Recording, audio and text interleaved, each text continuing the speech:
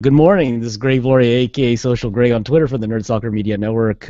Today we're continuing our monthly segment called Startup Blog Insights with Examiner writer and entrepreneur and author Taffy Williams, who is the co-founder and CEO of Colonial TDC, which offers a professional team of scientists, business experts to grow and build and grow technology companies.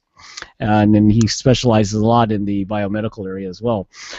Taffy also writes for the small business section for the Examiner.com with his own personal advice based on his personal insights, and his own blog is called Startup Blog. So anyway, good morning, Taffy, and welcome to Startup Blog Insights for February for New Year 2015.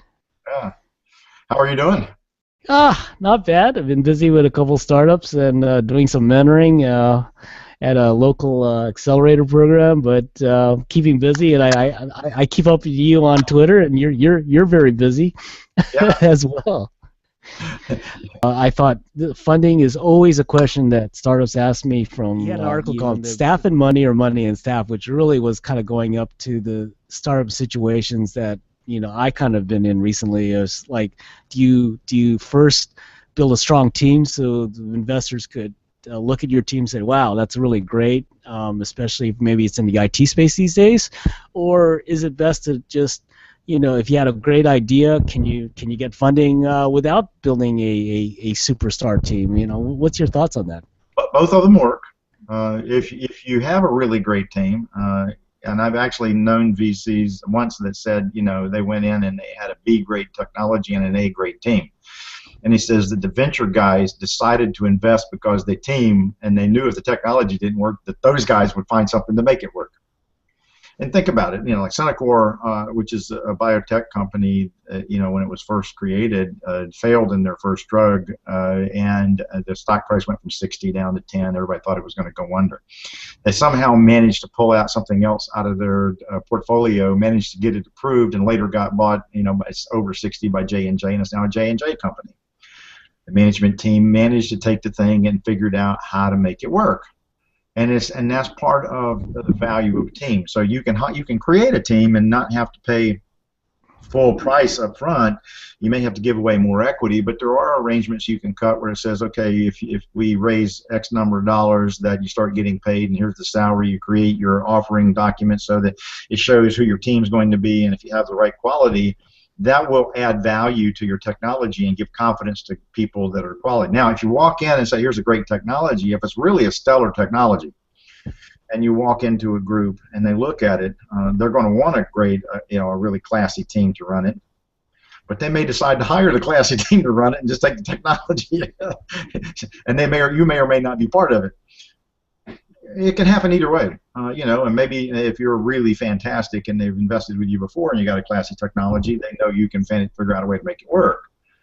So it can go either way, but you're oftentimes better off having a really classy team. Let's say you're an investor and you're actually looking at the team yourself, and obviously you're doing your due diligence because you want to see exactly, what are the steps you go through in evaluating the team?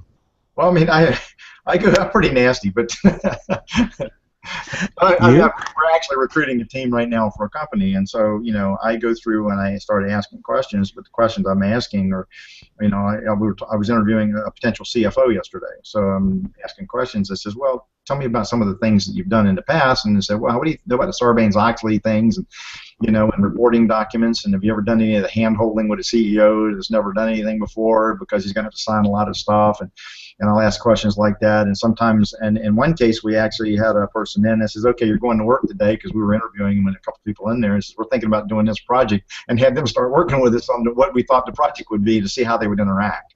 It was an important position that we were recruiting, but I wanted to see how they would interact and what they could think and be part of a team, and if we were arguing about stuff, could they hold their own and that kind of thing. And in some cases, when I'm talking to people, I'll be argumentative. Well, I don't know if that'll work. I don't know if that'll work, and try to see how they convince me. So I go through quite a bit in terms of trying to understand their capabilities as well as looking out where they've been before. Yeah, no, I think all that is great advice, but I think we'll close off the interview. I think you gave a lot of good advice on funding and from different perspectives. I think from the investor perspective, which you do a lot, Yeah. as well as from the entrepreneur's perspective, which you've done a lot as well. So, like one of the things I run into recently is interviewing people and talking to people that need help, and they're on a company on life support. Which is why it's important for entrepreneurs to learn that when a company's on life support, sooner or later you may have to make that decision to pull the plug. And and it's a tough decision, but that's what I wrote about just recently. Oh, that's cool. Well, we'll catch up with you next month on that. I think that will be a good segue for next month's article or next month's interview. But anyway, thank you so much for your time. I know it's early in North Carolina there, where you're based, but looks like a decent day. Looks not as bright as it usually is, but looks like it's a decent day out there. So. Oh, good. So anyway, we'll close out the interview. Thanks again. I appreciate it. So, how can listeners get a hold of you and learn more about you? On the bottom of the screen, the website for colonialtdc.com, and it has drop-down menus for the blog, Startup Blog. It has drop-down menu to get to Examiner. It has a drop-down menu to get to the book site. The book is available on Amazon, at Barnes & Noble. You can buy it in quite a number of different online retailers, so the book's available.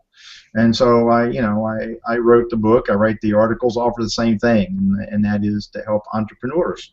If you create companies, you actually help make this country stronger.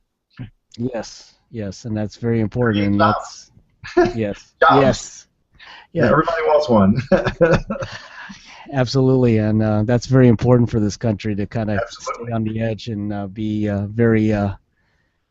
very technology driven as well as leading edge. So appreciate your time there, Taffy. So anyway, that was Taffy Williams, writer, author, and entrepreneur.